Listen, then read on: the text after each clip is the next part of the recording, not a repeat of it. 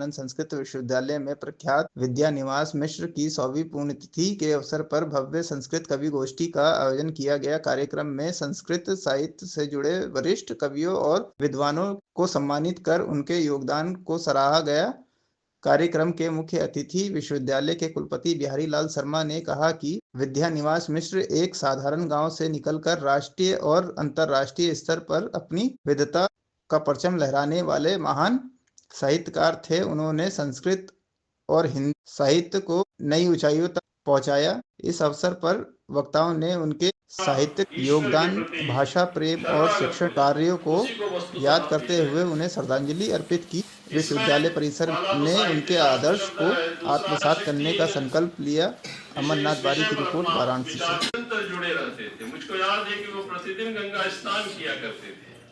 भदेनी से गंगा जी जाकर वो स्नान किया करते थे और उनका स्वरूप और उनकी सनातन के प्रति अपूर्व आस्था, वो हमारे बचपन में जो हमने समय उनके साथ व्यतीत किया, उसकी अपूर्व छाप हमारे ऊपर छोड़ दी गई है।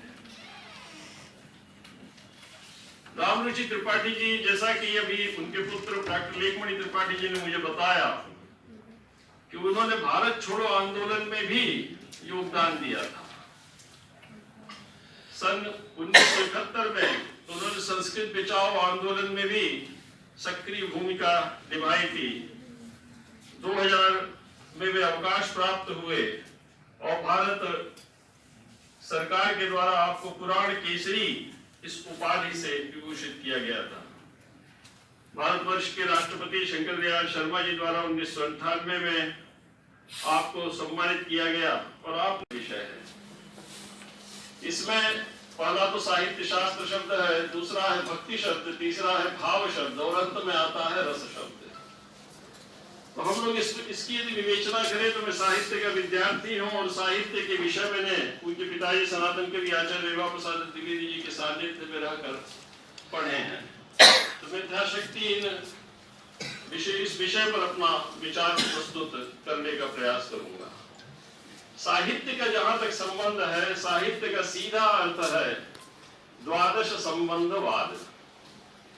आप यदि पूरी परंपरा में देखें तो आचार्य वक्रोक्त जीवितकार ने साहित्य का व्याख्यान किया। साहित्य मनोः शोभाशालिताम प्रतिव्याप्य स्वरूप अन्योन्यातिरिक्तत्व मनोहारिण्य अवस्थिति। उन्होंने साहित्य को बहुत महत्व दिया। साहित्य ईश्वर के प्रति शरणागत हो जाना, उसी को वस्तुतः भक्ति कहा जाता है। जहां तक प्रश्न भाव का है तो भाव के विषय में साहित्य शास्त्र में बहुत विचार किया गया है और दो परंपराएं साहित्य शास्त्र में रही हैं।